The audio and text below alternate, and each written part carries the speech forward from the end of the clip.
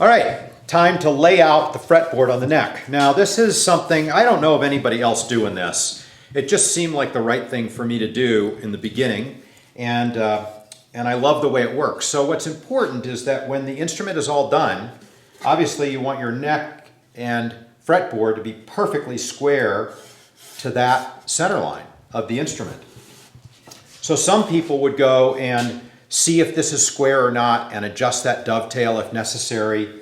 I like to put the neck in and then lay out the fretboard on top of it, and I'm going to glue the fretboard in square, and I'm going to shape the neck square. So I've got these different templates up here, and they differ depending upon the nut width. You know, we offer a couple of different nut widths. There's 6-string, which has a bigger headstock. 8-string Taro Patch has an even bigger headstock. Slotted headstock is wider. So there's a lot of these templates. This is just our regular 4-string, and it's got this little piece of material here with some 80 grit sandpaper. There's 80 down here. So that goes right up where the nut is. Now, I can look, again, importance of the center lines that Char drew on in the very, very beginning. I get that center line right where I want it, right there.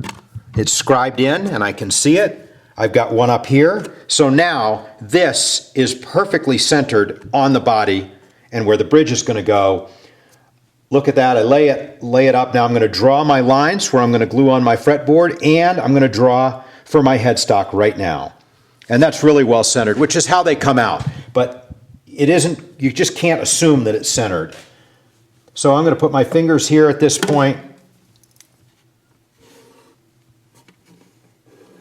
putting guidelines for where the fretboard's going to go,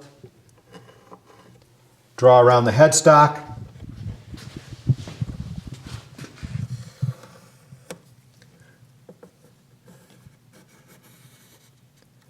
all right, that's all laid out. Now the next thing I'm going to do, I'm going to take my centering rule. It's got these great markers right here.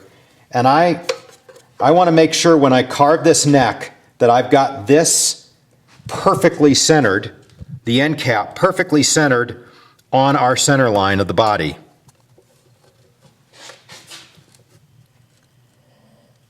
So I put that 0 right there on the body center line. I'm just going to draw that a little harder so you all can see where it's at. I get that 0 right on it, and I go here to 2 equal or opposite sides.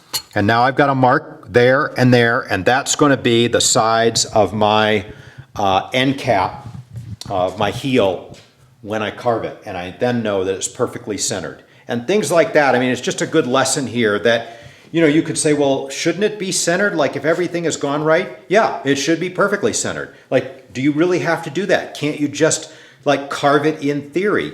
Yeah, but everything's a tiny bit off.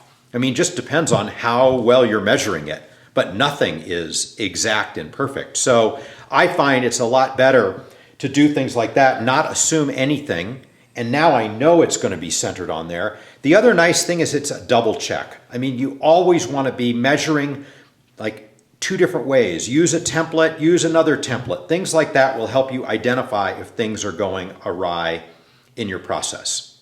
All right, on to the next step.